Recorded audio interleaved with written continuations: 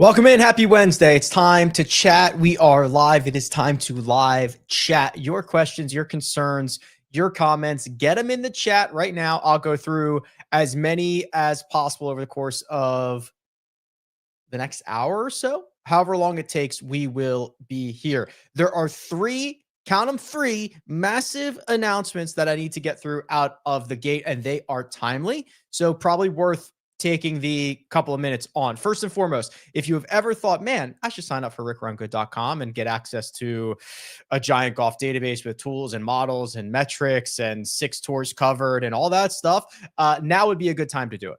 Because for the first time since 2023, I'm doing the fall promo. We used to do this every year. I used to make you bet me for it. Whatever the winning score at the RSM Classic was going to be, that percentage would come off. Absolute logistical nightmare. The system, believe it or not, does not like the idea of refunding a percentage afterwards. It thinks you should cancel the account. Just like a huge headache. So we haven't done this in a couple of years. I also don't run sales, not because I'm an old fart, but because I think the website's very fairly priced. And I don't want to play the promo coupon code game. I don't want to play it. I don't like to play it. I think it's fairly priced. I think I do right by the customer, all that fun stuff. Now's your chance. So from now until this golf tournament concludes, which is going to be Sunday, we're going to call it 7 p.m. Eastern time, you can get 20% off a yearly membership at rickrungood.com. And this will definitely not be back at any point in the next year, and maybe this time next year, but this is a once in a year offer. Often, maybe it's once every 2 years offer.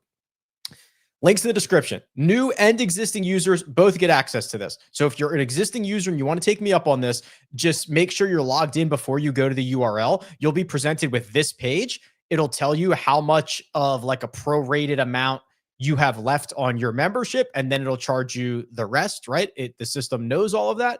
And if you really have trouble finding it, there is a banner on the homepage of rickrungood.com that you can click and just make sure you are getting to the right spot. So links in the description, rickrungood.com/fall25, banners on the homepage.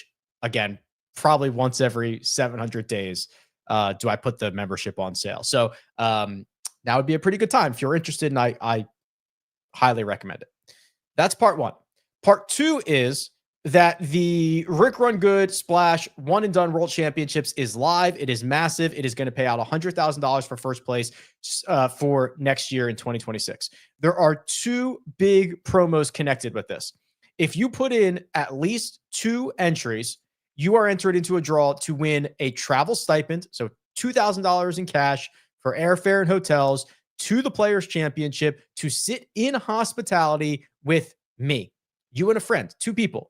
You come and hang out with me at the Intracoastal Club with all of this open air action, 12th hole, 13th hole, drinks and bars and televisions and all that fun stuff. I'll be there. You'll be there. That's part one. You're entered into that draw. Part two is if you enter before January 1st, you're in my draw, the one I'm paying for out of my pocket, which is a travel stipend to meet me in Las Vegas or Southern California. You choose. And we'll do whatever you want. We'll play golf. We'll go to a show. We'll eat lunch. I will literally just leave you alone. I saw that there was a comment here that said, hey, Rick, when I just put my second entry in the One and Done. So I'm thinking when I win your promotion, we're having lunch at the Spearmint Rhino. If that's what you want to do, we'll do it.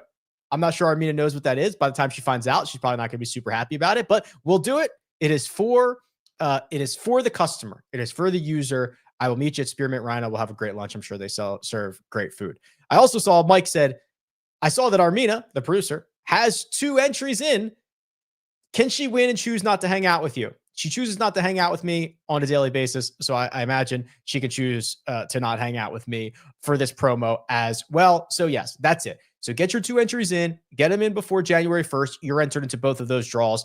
A little way that I could give back. And if all of that is not enough, I told you there's a lot going on. It's a lot of good stuff. It's all good stuff. The RSM Classic Tiers contest is live. Links in the description. Fully guaranteed $5,000. You pick one golfer from each of 6 tiers. It's filling up. There's only 50 spots to go. Whew. Boy, oh boy. All right. Get those questions, comments, concerns rolled in. Let's talk Sea Island this week. 2 courses. Seaside course, Plantation course. Sea Island, the defense of this place is the wind. It comes in off the sea, as you can imagine. Is this Cowabungie Sound, or is that, I always confuse that with Harbor Town. I don't remember, but it's coming in off the sea. It's really the only defense. If there is no wind, you get 29 under par like Ludwig Oberg. If you do get wind, you get 16 under par. This week looks pretty mild. Now, this can change a lot. Not really any forecasted winds in double digits until Saturday, where we barely get into 10 miles an hour. I think the biggest thing is it's going to feel chilly in the mornings and then warm up as the day goes on. That's really kind of the biggest thing they've got to worry about. But this seems like pretty pristine scoring conditions. So I don't think we're going to get that tournament scoring record, but I do think we are going to get something likely 21, 22 under par in that vicinity.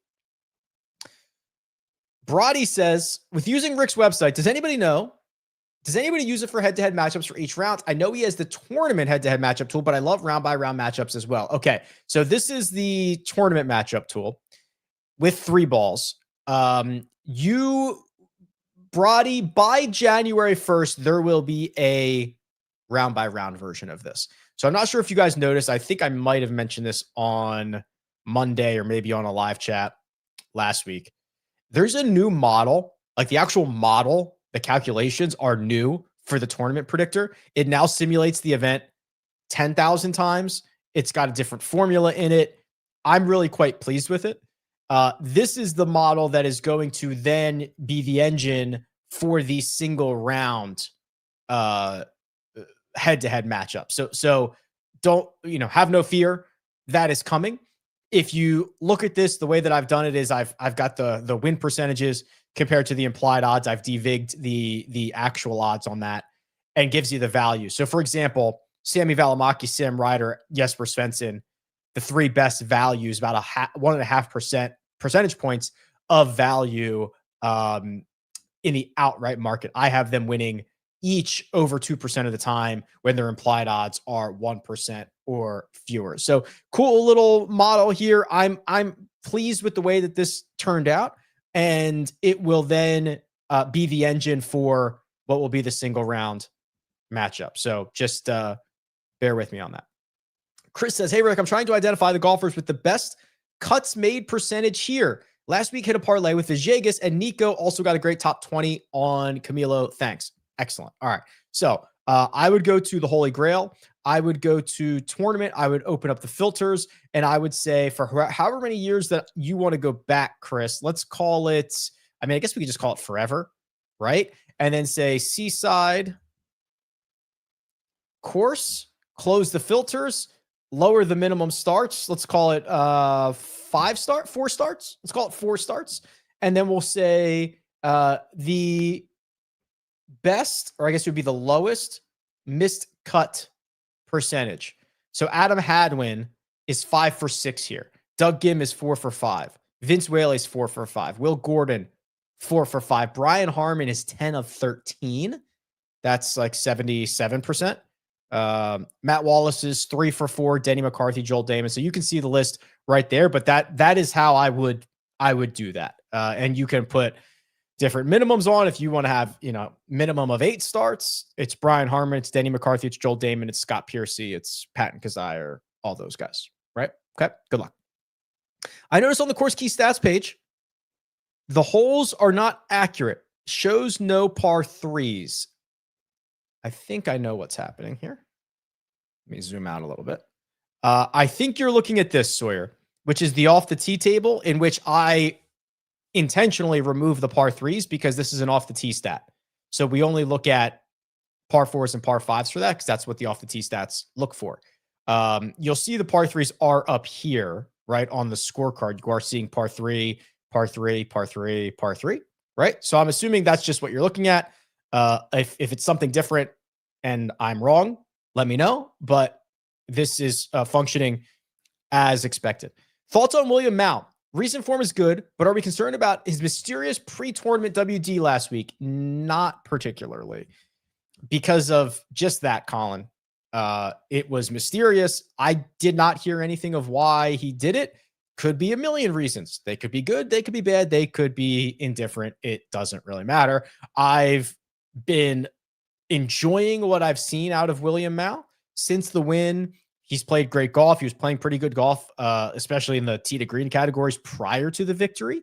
And we started to see the putter turn around a little bit. Now we don't get the strokes gain numbers from Japan nor Cabo, but 2 above average finishes. The one in the Bay Current was probably a little bit better than that. So we assume he probably putted pretty well there as in addition to that. So I would say William Mouw is likely in a good spot to have another good week. I am not worried about the WD.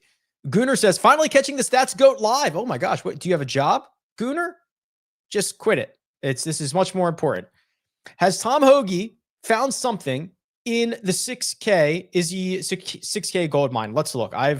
Tom Hoge has been in the doldrums. It has been ugly. Let's see. Oh boy. Well, what he's found, Zach, is he's at least been a positive player overall in his last 2 starts, which is 6 out of 8 rounds. Prior to that, like 12 starts in a row that were pretty ugly. A lot of bad stuff here. So we have to do a little bit of guessing. We don't have the full information. I'm encouraged by the 4.5 strokes that he gained on approach at the Black Desert. That is Tom Hoge's wheelhouse. I would also be encouraged by what was an even better finish in Cabo, but we don't have the strokes gain breakdown. We can maybe assume he struck it well there too. So those are encouraging.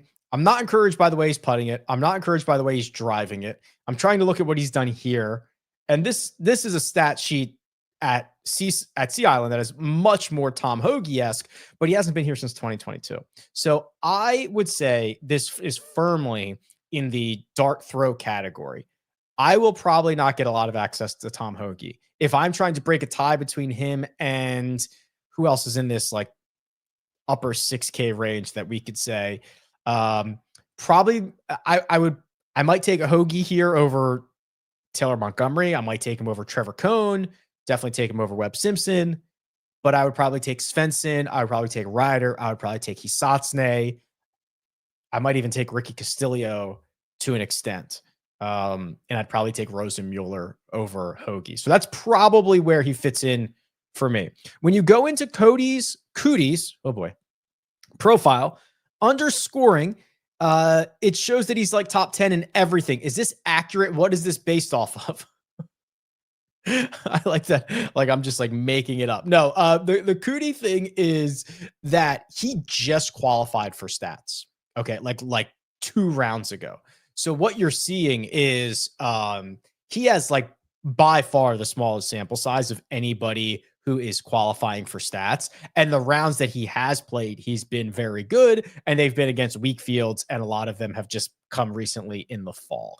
So this is basically just saying, wow, he's the fall MVP, for lack of a better way to put it. So that's what you're seeing there. He just has enough rounds to qualify. It is certainly not a, I mean, it's a good thing, but it does not say like Pierceson Coody is the greatest golfer on planet Earth. Since we don't have strokes gain data for the past 3 tournaments, what would be the best approach?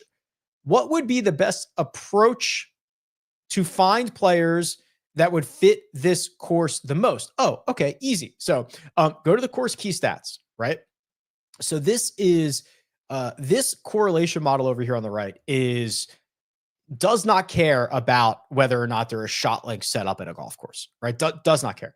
So this is just the correlation between a player and their stat profile for the year and where they finished at every single golf course. So par 5 scoring, putting from 3 to 5 feet, putting from 5 feet, 3 putt avoidance, a ton of putting stats to begin with, strokes gained around the green. Those all rank very, very highly. So then what you would do is you could do a couple things. You could go plug all of these metrics into the custom model and see a list of golfers, which we can certainly do.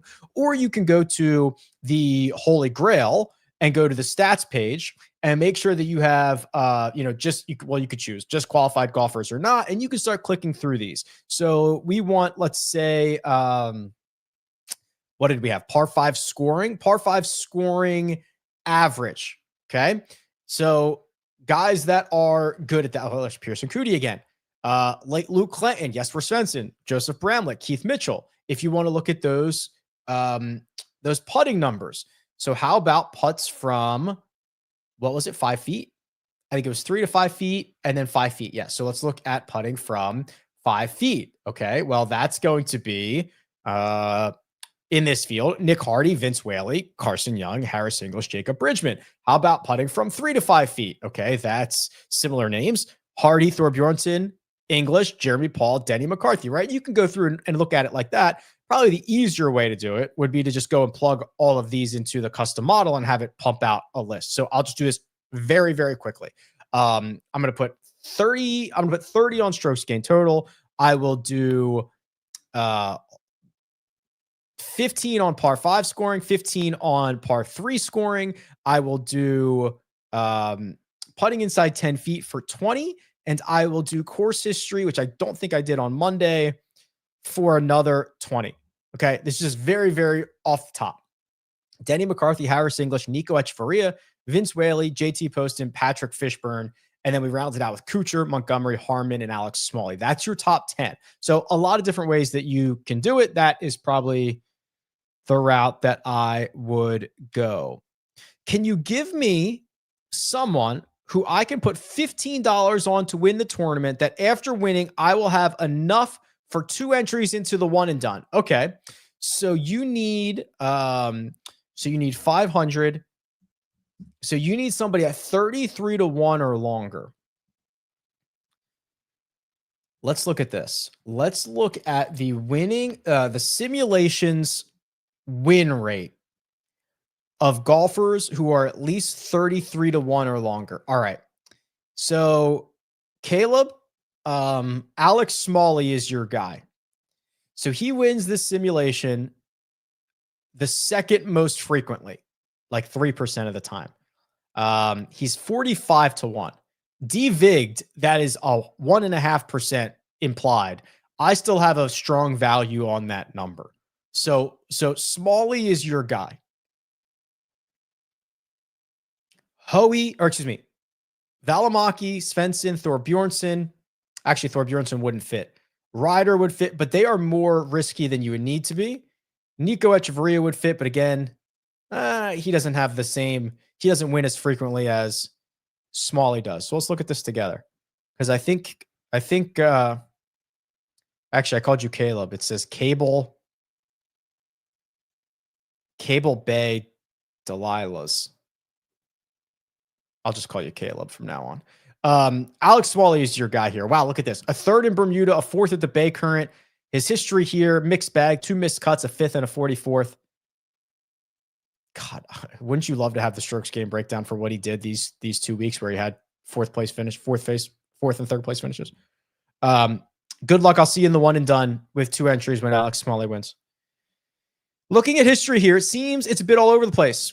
So more on recent form this week, and we know you like Thorbjørnsen. What about Olesen? My general thoughts on Olesen, I'll pull up his stat profile, is that he's probably a bit safer than a lot of those other guys at the top, but I don't know really how much upside he has. We're going to find out, but he's very strong across the board. I love the way that he gets to the putting surface in a very efficient way. He's got great tee to green numbers, and he's capable of putting well. The lack of history here, I don't think is that big of a concern. It's not a benefit, but it's certainly not a knock against him. I don't think this is a place that you have to have a lot of experience. Like, it's very much out in front of you. I've been here. I know these courses quite well. It's all out in front of you. Just go execute the shots. So that's good news for Thorbjørn. I think that he probably is, like, his floor might be higher than Thorbjørnsen's, but his ceiling might be lower, is my general thought on him. If I enter 2 times, do 2 entries get put in to hang with you? So yes, and yes. So as long as you do 2 entries before January 1st, you're in both draws. 2 entries alone, no matter when you put them in, gets you in the draw to hang out with me at the Players. Putting your entries in before January 1st gets you in a draw to hang out with me in either Las Vegas or Southern California. So 2 different ways that we could hang out. Or again, Justin, I could just not hang it. You could just go to the casinos and play poker and I'll leave you alone or whatever. Hey, Rick, can you please push Splash to become legal in New York? I want in every contest, and I'm sure others do too. Listen, brother, I want you to too. And I'm sure Splash wants you to as well. I'm sure there is nothing Splash wants more than to be in one of the largest, most populated states. I thought they were in New York. Am I wrong on that? So hold on. Let me go to the where can I play tab. One and done. It says available. Am I crazy about that? Am I wrong about this? So I'm underneath USA one and done. It says available, no NCAA allowed. So check on that, Danny. It's like basically there's like 40 plus states and all of Canada but Quebec. This is available in. Let me know about New York. Also, someone sent me a message. I would never repeat this and I would never encourage you to do this. But it is true that if you do sign up, just sign up in a legal state. You happen to be traveling for the holidays from, New York to New Jersey or whatever, and you put your entry in there, you'll be able to make picks throughout the entire year. Just food for thought. I would never encourage you to do that. But if you happen to, sure. Seems to be completely fine. Yo, Rick, is 36 rounds still your recommended number of rounds to use? It is still the most correlated future-looking number of rounds. So, yes. Could you do a deep dive on Bud Cauley? Oh, mama. This is definitely a Rick Run Good live stream. Let's see what old Bud's been up to. 35 years old, 5'7", 160 pounds out of Jupiter, Florida. It's Bud Cauley. Saw him in Japan, and that was the first time he played in 2 months.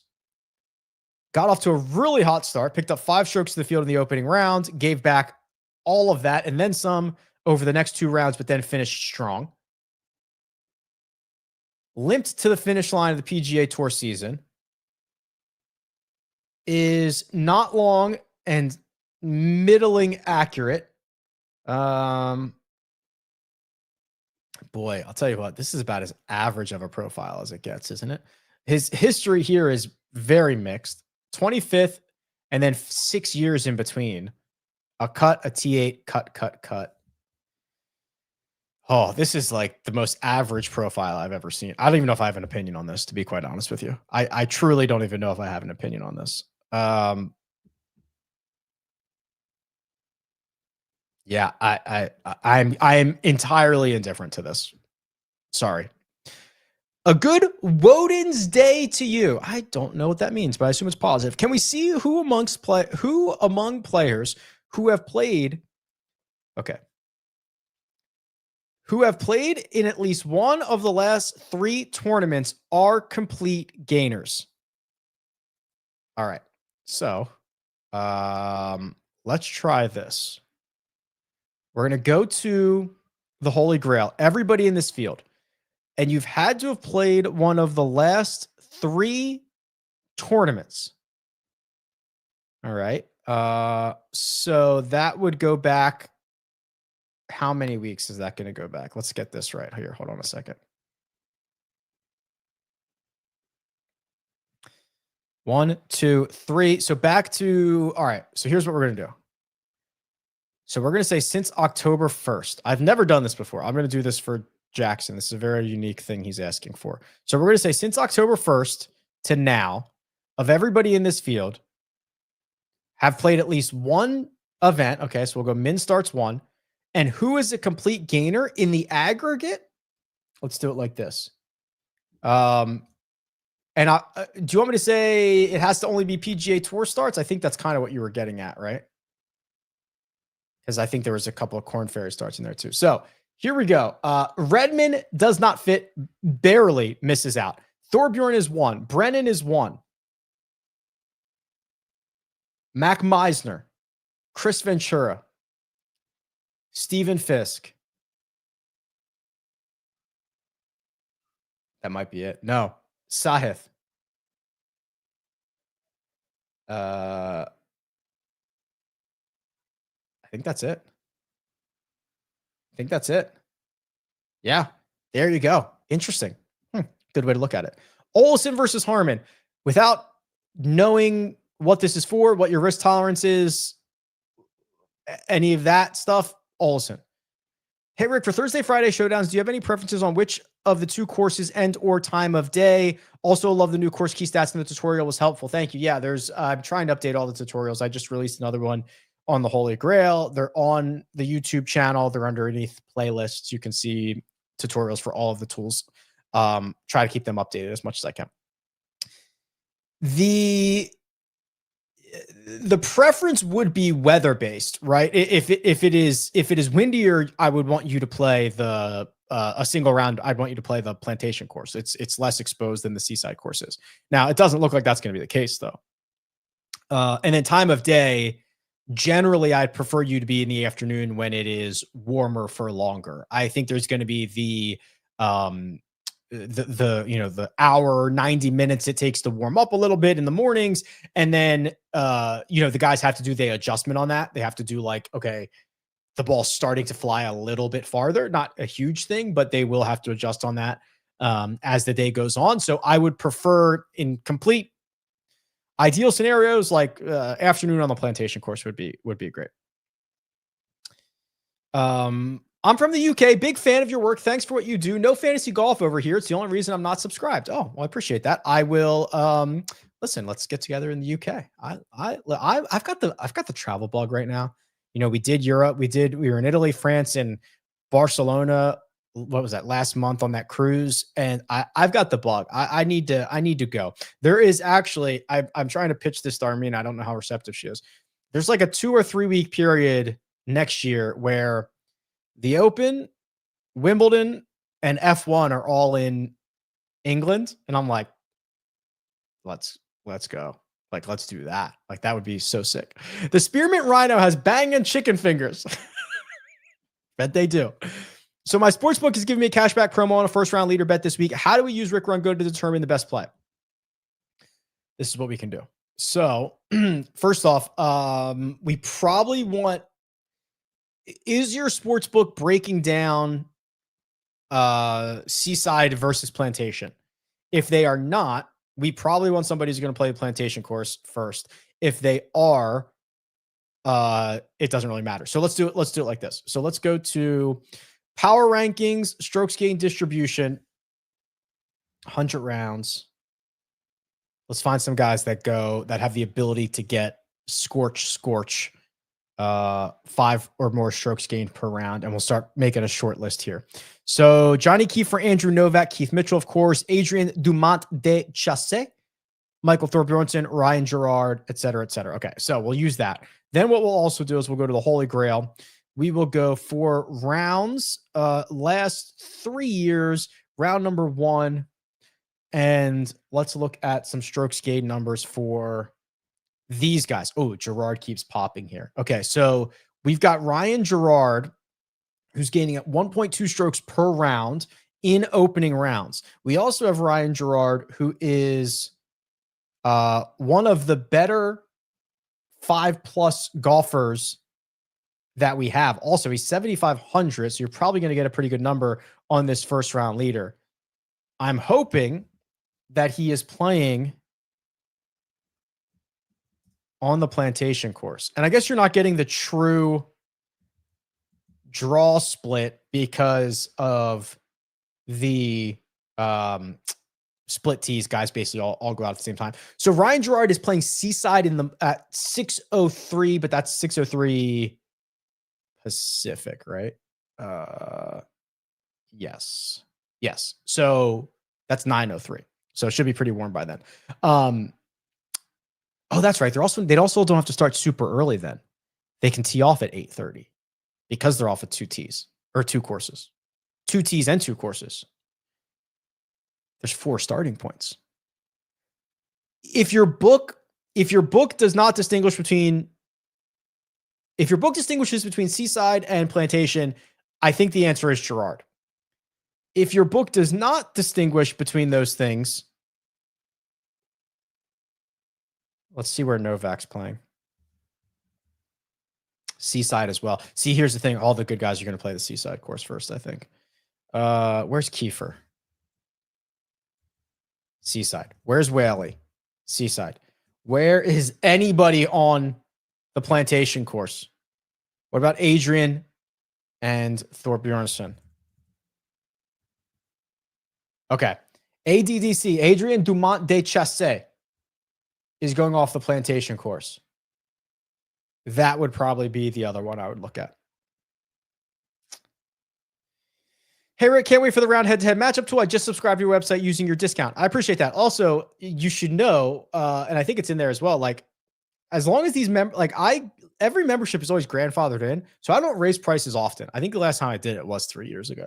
And the time I did before that, I think was 3 years before that. So I think I've raised prices twice in the last 6 years. People who have active memberships from before still have that same price. There are people who pay like $8 a month because they've been with me from the start.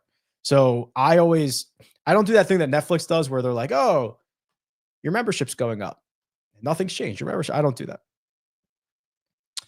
With the course being on the ocean, do you think Vince Whaley gets a boost because the whole proximity to whales thing? Yes. I also think that he would be a good pick for a one and done on a site called Splash Sports, whose logo is a whale, right? So go sign up for the one and done. It's a whale. That's the thing. That's their logo.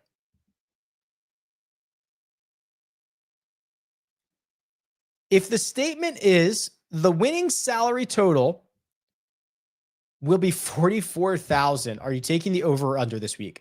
I'll take the over this week, but there are a lot of weeks in which you'd get me to take the under on that. If you you guys know I put this out in my newsletter or whatever, like salary is a figment of your imagination in DFS golf. It just like truly doesn't matter if you spend $50,000 or not. But I think there are enough guys. There are enough Thorbjørnsens and even like Rico. Like there's enough win equity at the top that this is probably not 6 guys like $7,500 or cheaper than that. But a lot of weeks you could get me to say yes to that. Thoughts on Bud Cauley or sexy boy Kevin Roy? Well, we talked about Cauley and I was incredibly indifferent to it. Let's check out Kevin Roy, who I have looked at his profile in the last couple of days, and I think I liked it. Let's go look together. What did I like about it? I mean, this is pretty basic too. The good news is that it's very safe to say that Kevin Roy's upside, I think, is a lot higher than Bud Cauley's upside. He had the back-to-back top 8 finishes and 3 straight top 20s this summer. He had an 18th place finish already this fall. That was a complete gain there. So he's capable of doing that. He did it at the John Deere Classic as well. He played well enough in Bermuda, struggled a bit on the weekend, but he at least gave us one of the better rounds of Friday. So while I'm incredibly indifferent on Bud Cauley, I'm slightly positive on Kevin Roy. Thoughts on Chris Kirk? Was on fire the last 3 rounds, but hasn't played well in 3 months and hasn't played great here in the past. The other thing about this is the guys with Sea Island ties or Georgia ties, like, do not have good history. They just do not have. They don't have good history here. It's weird. Like, okay, if I was looking at this profile and I saw the last 3 tournaments for any golfer were a 14th, a 5th, and a 9th, with all 3 of them being complete gains, you would have my entire attention, right? We know that complete gains are incredibly predictive of future good play, immediate future good play. The problem with this is we have not seen Chris Kirk in 3 months. So that run ended at TPC Southwind, and I have no idea what he's been up to. Chris Kirk is capable of playing the last 3 months left-handed, and I kid you not, he has done that in his life. I'm going to say this is positive. When Chris Kirk gets playing like this, he's got a lot of upside. I know it's a place he's had a recent poor play, but he's played here a lot. He's a past champion here. There should be enough to get excited about this with Chris Kirk. So I'm here for that. No idea what he's been up to for the last 3 months.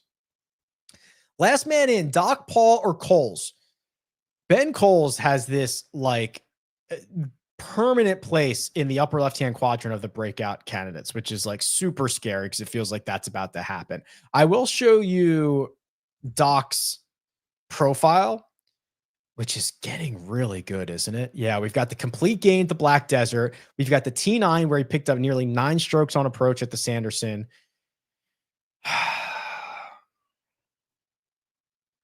Do I just want Doc to play well, or do I think he's going to play well?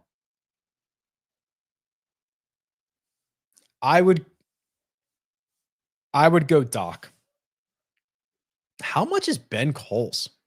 Are they similarly priced that you think that we're talking last man in? I guess they are. I thought he was more expensive than that. Yeah, I'm going to stick with Doc. Do we have a splash related tool?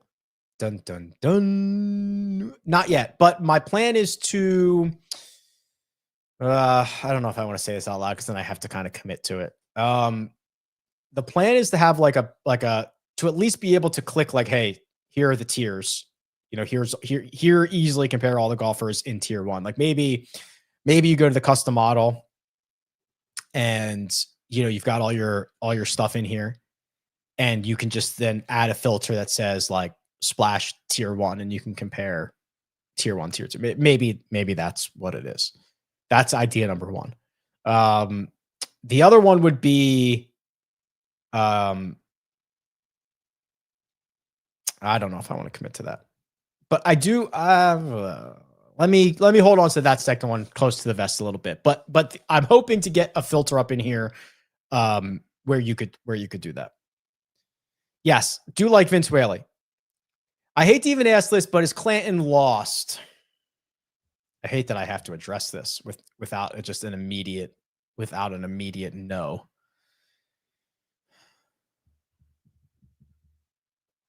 It kind of looks that way. Well, oh God, here I go again. 4 out of his last 6 rounds have been good. That's basically it. I think when you flip the switch and become a professional golfer, things get very real very fast. And he was carefree, knowing that he was going back to Florida State and anything that he did was just gravy. And basically, as soon as he turned pro, now having to earn a paycheck is like it's a very different thing. And it is probably just mental at this point. Maybe he comes back to this place, a place that he had success at last year. There's not a lot of places that he's gone to twice, if any, right? So this is going to be probably one of the first places he's playing for a second time. Actually, while I'm just opining on this, let's do this. Go to the radar tool. This might actually be the only place he's going to play twice. There's got to be some other place. Maybe John Deere. Is it possible he played John Deere twice?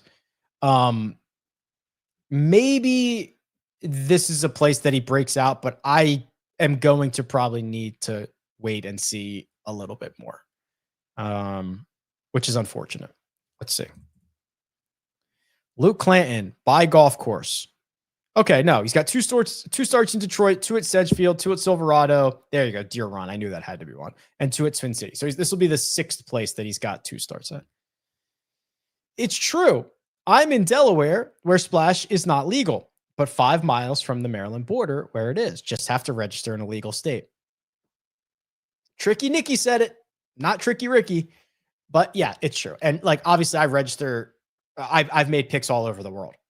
Once I'm registered, you know, when we went to the Ryder Cup in Rome, like I was entering picks there, right? You know what I mean? Like once you're entered, I guess the Ryder Cup's a bad example. You get my point, right? Like I've made picks from everywhere. You just have to enter in a legal state.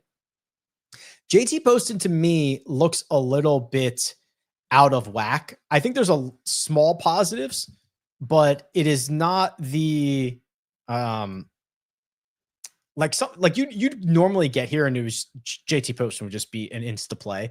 I hate the way that he's losing strokes on approach in his last 2, and honestly, dating back to like May, this has not been very good. It's whack-a-mole. It's something different every single week is really giving him troubles. I think there's going to be this added illusion of like, well, he finished 5th here last year and he's a Sea Island guy and he's going to be pretty popular. I just think he's like my 3rd or 4th favorite guy in the 9K range, and it just means he does not get a lot of exposure for me. I was wrong, Rick, and sorry. I don't remember what you're apologizing for, but I accept your apology. No worries. I accept your apology. I don't remember what we were talking about. Has Frankie Capan found something? God, it's like a year too late for me. It's very tough to say. So he's got two good starts this year. The 6 at the Sanderson Farms, I am very, very weary about. He gained 12.7 strokes putting, which is almost a shot link record. Okay. So he lost strokes from tee to green, a lot of them, and finished 6th. That is an illusion. That is entirely unsustainable. We have the 3rd place finish in Bermuda, but we don't know how he did it. My hunch is that he did something different off the tee because of the wind, right? I mean, the dude is losing literally a stroke per round off the tee. It's heinous. He's the most inaccurate golfer on the planet, and it is not close. He's dead last in accuracy, and he's dead last in distance from edge of fairway. So the ball is missing the fairway by a country mile. Okay. So I'm assuming what he did is completely just like tee down, choke down. You saw what Adam Schenk was doing in that 30-mile-an-hour wind, just like get it around there. That is not going to be sustainable everywhere. So I hope I'm wrong, because I've said the words many times that when Frankie Capan gets his PGA Tour card, he was going to be the rookie of the year. I've said that. He's going to be like the worst qualified golfer of the year. So the opposite of what I've said. So I hope I'm wrong, but I think there is little evidence that he is going to play well this week, and that those 2 good results are probably severe outliers. I'm in on Seamus. Seamus is a very good golfer. His metrics are getting back to his baseline, which is that of a very strong ball striker, very good off the tee, very good on approach. He's a professional. He's going to grind for you. There's a lot of good stuff that comes out of Seamus Power. He withdrew here last year. That was probably like he was going to miss the cut, and he did not finish his 2nd round or something, and then he withdrew. I don't know what that was about, but he's the 2 years before that, he had top 5 finishes. So yeah, in on Seamus. Since Monday's model, would you change anything up? I think on Monday, I probably had a lot of putting stuff that I would have dialed back on. I get that those are, they're really highly ranked stats, but that doesn't necessarily mean their values are always incredibly high. And I think on Monday, I probably had just a lot of things. So knowing what I know now, here's what I would do. I'm going to say, I'm going to go like 75 rounds here, because we do have some guys who are like teeing it up for the first time this fall, or have only played once or twice. So I'm going to reset most of these guys back to their 75 round baseline. Then what I'll do though is I will, I'm going to do like here's what I'm going to do. Watch this. This is kind of freaky. So I'm going to put 20 on weighted. I'll put 15 on weighted strokes gained total last 75. Okay. So there's our baseline. Then I'm going to get freaky here and watch this. So I do also want to give the benefit of guys who have played a lot recently, who are hot recently. So I'm going to create a secondary strokes gained profile here. And I'm going to put 5 on off the tee last 24, 5 on approach last 24, 5 on around the green last 24, and 5 on putting last 24. So we technically have 35, a third of our weights on some type of strokes gained metric, with both of them adding up to be total, but one is weighted at 75 rounds and the other one is the breakdown at 24 rounds. Just kind of freaky, right? Okay, so I would do that. Then what I would do, I think scoring conditions are going to be very good. So I'm going to put 15 on birdie or better. I'm going to put 10 on course history. I'm going to do strokes gained par 3 for 10 and strokes gained par 5 for 12. I'm then going to do 5 on Bermuda putting and 5 on bonus putting. I've got 8 left.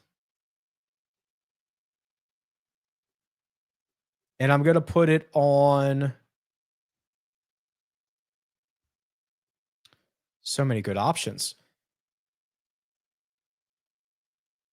I'm going to put my final 8 on around the on scrambling. So this is my updated model. Vince Whaley, number 1, the whale. Nico Echeverria, 2. Taylor Montgomery, 3. Mark Hubbard, Eric Cole, Michael Thorbjørnsen, Brian Harman, Denny McCarthy, Harris English, Matt Kuchar. Kind of love that. Thoughts on Patrick Rogers this week? Let's take a peek. Take a little peek-see. Missed the cut in Bermuda. I don't want to beat anybody up too much for that. 6th in Cabo. History's okay here. Yeah, this is fine. Good, not great, right? Really low floor with a couple with missing half of his last 6 cuts. High upside, but good, and also good history here. It's fine, like 6.5 out of 10. I talked a lot about Harman on Monday. I don't know if I talked about him here. This is probably one of the better spots I think you could get Brian Harman. He has good history here. The play's been rounding into form. He played in India. It was a complete gain there. Has started to put together a lot of really good results. I like that this is the way this is trending for him. And I think he's priced in a way that it's not overly, what's the word I'm looking for? Not dismissive. It just doesn't hurt you too much. I don't know what the word I was looking for. Chris Ventura, didn't he pop up as one of the guys who has played, what was Jackson's query? At least one of the last 3 PGA Tour events where with a complete gain, I think is what we went with. Is that what it was? So he's got this stretch of 4 pretty solid starts in a row here in the fall. No worse than T34, no better than T11. I find him to be a very talented player. I probably have exposure to Chris Ventura more than most. He's priced in a spot where there's a lot of just guys I'm indifferent to that are not very good at the bottom of the 7K range. He is not going to be overly popular. I think that he is a pretty sound option. Would you lean more towards guys that have been playing in the fall or guys that were in the top 50 and chilled all fall? I wish I had an answer for this. That's impossible to say. I don't know if they're actually chilling all fall. Because they're top 50 players, they are inherently just better players. So that's tough to say. There's probably not the right answer for that. I would say it depends, which is probably the worst answer. I'm on the record of like, I'm going to be early on Sahith, right? I'm going to be early on him. I think he's probably one of the best players in the field because he's healthy. Got off to a really bad start in Bermuda, fought his way back, finished 42nd. Since he's been back from injury, every single start he has played 3 very good rounds and 1 very bad round. I think it's easier for him to clean up a bad round than it is to go out and add more good rounds. So I'm with you here. Thor top American, that must be Thorbjørnsen, almost the same number as an outright. Wow, in Australian books at least. That's a good note. Went to J.R. Smith's free course yesterday. I didn't know J.R. Smith had a free course. That's pretty cool. Where is it? Is it in Cleveland? Hit 5 of 6 on the green from 112. Felt great. Then the swing got figured out. Then one singular old fellow showed up. Watch, I went 0 for 6. That is the curse of someone watching your golf swing. Yeah, that's very normal. That's why Armina does not let anybody, she hardly lets me see her swing, but she doesn't let anybody else see her swing.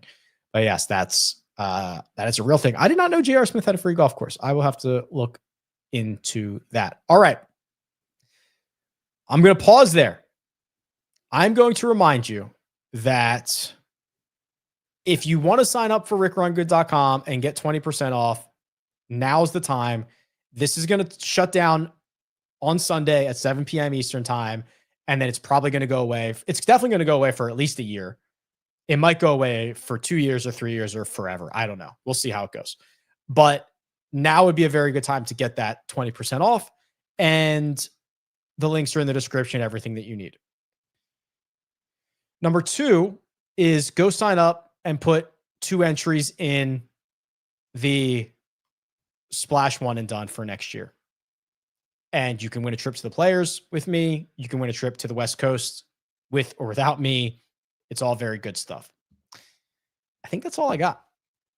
Looking forward to this week. Looking forward to, I've got a bunch of new stuff in the queue for the website. And yeah, pretty stoked about it. So I think that'll do it. Mina, whenever you're ready, shut us down. I said, Mina, whenever you're ready, shut us down. She might be doing something else. She was running around. She was doing laundry earlier. I don't know what she's doing now. So I'll shut it down myself.